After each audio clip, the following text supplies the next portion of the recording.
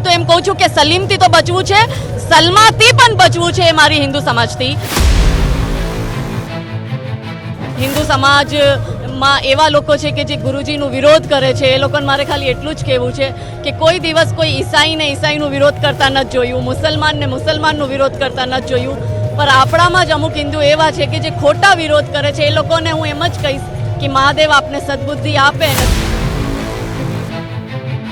આ દિવ્ય દરબારને અંધશ્રદ્ધાનો દરબાર લોકો કહે છે, પણ એવા કહેવાવાળા એ હિન્દુ સમાજના રિપ્રેઝેન્ટેટિવ નથી, પહેલી વાત. અને મુઠ્ઠીભર બે ચાર લોકો છે, એમને પણ દિવ્ય દરબારમાં આવવું જોઈએ ને આવીને એમને લોકોને પણ ગુરુજી તો ચેલેન્જ કીધું જ છે, તો એ લોકોને આવવું જોઈએ ને જોવું જોઈએ. એવું રાખીએ છીએ કે આદિવાસી હિન્દુ સમાજનું ઘર વાપસી થાય અને એમને આપની સાથે જોડીએ. તો ગુરુજી કીધું બહુ સરસ કાર્ય છે. અને મુલ્લાઓથી જેટલું બને એટલું હિન્દુ સમાજ દૂર રહીએ અને મૂલ્યોથી બી જેટલું બને એટલું હિન્દુ સમાજ દૂર રહીએ. આજે ઘણી જગ્યા ફ્રેન્ડશિપ કરીને છોકરીઓ પણ આપણા મુસ્લિમ છોકરીઓ આપણા હિન્દુ છોકરીથી ફ્રેન્ડશિપ કરીને પણ એના અબ્દુલ ભાઈ સાથે લવ જિહાદમાં ફસાવે છે. ગુરુદેવ આપના જો આશીર્વાદ હોય ને આપ કહેતા હોય તો મારી ઈચ્છા છે કે આખા ભારતમાં ક્યાંય એક લવ જિહાદ માટે હેલ્પ સેન્ટર નથી. તમે સેન્ટર ચાલુ કરો ને ઉદ્ઘાટન કરવા હું આવીશ. એટલે મારા માટે તો બહુ મોટી વાત છે. ગુરુજીનો પ્રેમ છે પ્રસાદી રૂપે હું સ્વીકારું છું. હું છું પાગલ. ગુરુજી જે કીધું છે કે ગુજરાતના પાગલો અથવા રાજકોટના પાગલો, તો મને એમ લાગે કે હું ગુજરાતની દીકરી છું, ગુજરાતની વહુ છું અને મારી ભક્તિમાં હું લીન છું. એટલે હું એને પ્રસાદની રૂપે સ્વીકાર કરું. ગોપીનાથ મહારાજની વાત કરીએ તો તેમણે પણ કહ્યું છે કે આ પરચી બરચીનો ખેલ છે, એ ચમત્કાર બમત્કાર કાંઈ છે. હિન્દુ સમાજની અંદર જો આપણે કોઈનું સારું ના બોલી શકીએ તો કાંઈ નહીં, પણ કોઈનું ખોટું બી ન બોલવું જોઈએ. સનાતન સમાજ બધાને સાથે લેતા ને લઈ જતા શીખડાવે છે, બધાને એક કરવાનું શીખડાવે છે. રાજકોટમાં બાબા બાગેશ્વર એટલે કે ધીરેન્દ્ર કૃષ્ણ શાસ્ત્રી છે, તેમની હનુમાન કથા અને દિવ્ય દરબાર ચાલી રહ્યો છે. કાજલબેન હિન્દુસ્તાની છે, તેઓ પણ અહીંયા પહોંચ્યા છે. બેન, શું કહેશો? બાબાના દરબારમાં આશીર્વાદ લેવા પહોંચ્યા હતા. જી, બા તો મારું સૌભાગ્ય છે અને ગુરુદેવની એટલી કૃપા છે કે પૂજ્ય ગુરુદેવ જ્યારે પણ પદયાત્રા કરે તો મારા જેવી નાની વ્યક્તિને યાદ કરે. ગુજરાત બી પધાર્યા તો મને સૌભાગ્ય મળ્યો ગુરુદેવના દર્શનનો. અને આજે મેં એક ચર્ચા ગુરુદેવ જ્યારે અમે મળ્યા ત્યારે મેં રાખી એમની સમક્ષ કે ગુરુદેવ આપના જો આશીર્વાદ હોય ને આપ કહેતા હોય તો મારી ઈચ્છા છે કે આખા ભારતમાં ક્યાંય એક લવ જિહાદ માટે હેલ્પ સેન્ટર નથી, તો એવું હું ગુજરાતમાં ચાલુ કરવાની ઈચ્છા ધરાવું છું. એવું મને સદબુદ્ધિ મહાદેવ આપી છે. પણ તમે કહો તો આગળ વધું. તો એ તો એવું થયું કે ઘરે બેસી ગંગા આવી જાય એવું થયું કે ગુરુદેવે મને કીધું તમે સેન્ટર ચાલુ કરો ને ઉદ્ઘાટન કરવા હું આવીશ. એટલે મારા માટે તો બહુ મોટી વાત છે. સાથે સાથે મેં દક્ષિણ ગુજરાતમાં જે આદિવાસી હિન્દુ સમાજનું જે ધર્માંતરણ ચાલી રહ્યું છે એમને લઈને પણ ચિંતા જતાવીને ગુરુજીને કીધું કે એક અમે લોકો મોટું એવું સમસ્ત હિન્દુ સમાજ ને હિન્દુ સંગઠન સાથે મળીને ડિસેમ્બર મહિનામાં એવું રાખીએ છીએ કે આદિવાસી હિન્દુ સમાજનું ઘર વાપસી થાય અને એમને આપની સાથે જોડીએ. તો ગુરુજી કીધું બહુ સરસ કાર્ય છે અને ગુરુજી સમય આપશે એમાં ને પણ ત્યારે એમાં પધારશે.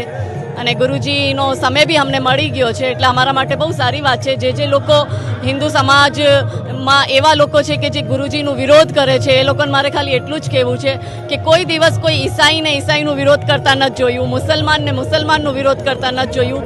પણ આપણામાં જ અમુક હિન્દુ એવા છે કે જે ખોટા વિરોધ કરે છે. એ લોકોને હું એમ જ કહીશ કે મહાદેવ આપને સદબુદ્ધિ આપે અને સનાતન ધર્મનું આજે મોટું યજ્ઞ થઈ રહ્યું છે એમાં આપણે આહુતિ ન આપી શકીએ તો કાંઈ નહીં, પણ આપણે નડવું ના જોઈએ કોઈને. એ જ મારી એમને હાથ જોડીને વિનંતી છે. દિવ્ય દરબાર આવતીકાલે યોજાવાનો છે. આ દિવ્ય દરબારને અંધશ્રદ્ધાનો દરબાર લોકો કહે છે. જે પરસોત્તમ પીપળિયા હોય, જયંત પંડ્યા હોય, જ્યોતિનાથ મહારાજ હોય, શું કારણ? પણ એવા કહેવાવાળા એ હિન્દુ સમાજના રિપ્રેઝેન્ટેટિવ નથી, પહેલી વાત. અને મુઠ્ઠીભર બે ચાર લોકો છે. અહીંયા જે લોકોનું પ્રેમ ભાવ આપ જોઈ શક્યો છો કે 3-4 લોકો હિન્દુ સમાજના રિપ્રેઝેન્ટેટિવ નથી ને જે સનાતન સમાજ અહીંયા ગુરુજી માટે ભેગું થયું છે. તો મને એમ લાગે છે કે ભગવાન એમને સદબુદ્ધિ આપે ને એમને પણ દિવ્ય દરબારમાં આવવું જોઈએ ને આવીને એમને લોકોને પણ ગુરુજી તો ચેલેન્જ કીધું જ છે, તો એ લોકોને આવવું જોઈએ ને જોવું જોઈએ. જ્યોતિનાથ મહારાજની વાત કરીએ તો તેમણે પણ કહ્યું છે કે આ પરચી બરચીનો ખેલ છે એ ચમત્કાર બમત્કાર કાંઈ છે તે જ્યોતિનાથ મહારાજ છે એ તો સનાતન જે સમિતિ જે આખી સાધુ સંતોની છે તેમાં તેઓ જોડાયેલા છે અને તેમના મીડિયા જે ઇન્ચાર્જ પણ છે તેઓ. પણ હું એમ જ માનું કે હિન્દુ સમાજની અંદર જો આપણે કોઈનું સારું ના બોલી શકીએ ને તો કાંઈ નહીં, પણ કોઈનું ખોટું બી ન બોલવું જોઈએ. સનાતન સમાજ બધાને સાથે લેતા ને લઈ જતા શીખડાવે છે, બધાને એક કરવાનું શીખડાવે છે. તો હું તો એમ જ કહીશ કે મહાદેવ બધાને શક્તિ આપે, સાહસ આપે, શૌર્ય આપે ને સદબુદ્ધિ આપે. બાબાજી હમણાં કહ્યું રાજકોટના પાગલો, ગયા વખતે આ શબ્દ જ્યારે બોલ્યા હતા ને વિવાદ થયો હતો, આને કેવી રીતે જુઓ? નહીં, એ તો ગુરુજીનું પ્રેમ છે ને. જો ભગવાનની ભક્તિ કરવાવાળા તો ગાંડા જ લોકો હોય ને, જે પોતાને સર્વસ્વ ન્યોછાવર કરીને ભગવાનની ભક્તિમાં લીન થઈ જાય. મીરાબાઈ પાસે સર્વસ્વ હતું, બધું છોડીને ભગવાનની ભક્તિમાં લીન થઈ ગયા. તો અમુક લોકોને એ ગાંડા લાગતા હતા, પણ મીરાબાઈ જેવું ભક્ત તો ના કોઈ થયું ના કોઈ થવાનું છે. તો એવી રીતના આ તો ગુરુજીનું પ્રેમ છે. પ્રસાદી રૂપે હું સ્વીકારું છું, હું છું પાગલ. ગુરુજી જે કીધું છે કે ગુજરાતના પાગલો અથવા રાજકોટના પાગલો, તો મને એમ લાગે કે હું ગુજરાતની દીકરી છું, ગુજરાતની વહુ છું અને મારી ભક્તિમાં હું લીન છું, એટલે હું એને પ્રસાદની રૂપે સ્વીકાર કરું.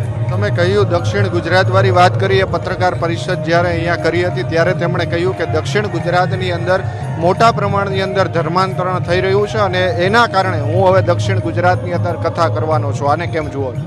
ની દક્ષિણ ગુજરાતમાં ગુરુજી કથા કરવાના છે અને અમને ગુરુજી કીધું છે કે પધારશે કથામાં ને અમે ભવ્ય આયોજન કરવાનું વિચાર્યું છે. મહાદેવજીને ઠાકુરજીનું હુકમ હશે તો એ ચોક્કસ થશે અને ગુરુજી પધારશે એમાં. ને ગુજરાતમાં ધર્માંતરણ મુક્ત ગુજરાત અમારે કરવું છે. અવૈધ જે ધર્માંતરણ માફિયાઓ છે એ લોકોને અટકાયત તો અમે લોકો કરશો જ, અને ધર્મ અમારી સાથે છે એટલે વિજય પણ અમારી જ થશે. બાબાએ કહ્યું લવ જેહાદ તો હવે જૂનું થઈ ગયું, પણ હવે ફ્રેન્ડ્સ જેહાદ ચાલુ થયું છે, એને તમે કઈ રીતે જુઓ? ઘણી જગ્યા ફ્રેન્ડશિપ કરીને છોકરીઓ પણ આપણા હિન્દુ મુસ્લિમ છોકરીઓ આપણા હિન્દુ છોકરીથી ફ્રેન્ડશિપ કરીને પણ એના અબ્દુલ ભાઈ સાથે લવ જિહાદમાં ફસાવે છે. જામનગરમાં હમણાં જે બે લવ જિહાદના કેસ આવ્યા એમાં મુસ્લિમ છોકરી હિન્દુ છોકરી જોડે દોસ્તી કરીને એને લવ જિહાદમાં ફસાવીને એને છોકરીને ગર્ભવતી કરી, એવા અનેક કેસ અમારી સમક્ષ આવી રહ્યા છે. એટલે હું તો એમ કહું છું કે સલીમથી તો બચવું છે, સલમાથી પણ બચવું છે, એ મારી હિન્દુ સમાજથી વિનંતી છે. ફ્રેન્ડ્સ જેહાદ જે બાબાએ વાત કરી, તમે પણ કહી રહ્યા છો, કેવી રીતે એનાથી છૂટકો મેળવી શકાશે? જાગૃતતા જેનું એકમાત્ર વિકલ્પ છે. મુલ્લાઓથી જેટલું બને એટલું હિન્દુ સમાજ દૂર રહીએ અને મૂલ્યોથી બી જેટલું બને એટલું હિન્દુ સમાજ દૂર રહીએ. આ જિહાદી માનસિકતા છે ક્યારેય આપણા નહીં થાય. ગૌરક્ષક ને ગૌભક્ષક ક્યારેય એક ન થઈ શકે, માટે આ જિહાદી ને જિહાદનોથી દૂર રહે. બિલકુલ. તો હતા આપણી સાથે કાજલબેન હિન્દુસ્તાની, તેમની સાથે આપણે અત્યારે વાત કરી અને તેમણે કહ્યું છે કે જે લવ જેહાદ જે અત્યારે ચાલી રહ્યું છે તેવી જ રીતે ફ્રેન્ડ્સ જેહાદ જે બાબા વાગેશ્વર એટલે કે ધીરેન્દ્ર કૃષ્ણ શાસ્ત્રી છે તેઓએ કહ્યું કે જે ફ્રેન્ડ્સ જેહાદ છે તે ખરેખર દૂર કરવું જોઈએ. સૌથી મોટી વાત એ છે કે ધીરેન્દ્ર કૃષ્ણ શાસ્ત્રી જે દક્ષિણ ગુજરાતની અંદર ધર્માંતરણનો મુદ્દો તેમણે ઉકેડ્યો છે. તેમણે કહ્યું કે મોટા પ્રમાણની અંદર દક્ષિણ ગુજરાતની અંદર ધર્માંતરણ થઈ રહ્યું છે અને એ ધર્માંતરણ રોકવા માટે તેઓ આગામી દિવસોની અંદર દક્ષિણ ગુજરાતની અંદર પણ તેઓ કથા કરવાના છે તેવું તેમના દ્વારા કહેવામાં આવ્યું છે. હાલ કાજલ હિન્દુસ્તાની પણ અત્યારે અહીંયા પહોંચ્યા હતા, તેમને પણ બાબાના આશીર્વાદ મેળવ્યા છે. તેમણે કહ્યું છે કે હવે જે લવ જેહાદનો જે મુદ્દો છે તેમને લઈને તેઓ આગળ વધવાના છે. કેમેરા પર્સન કેવિન નિમાવત સાથે મયુર સરવિયા, સ્વરાજ મીડિયા, રાજકોટ.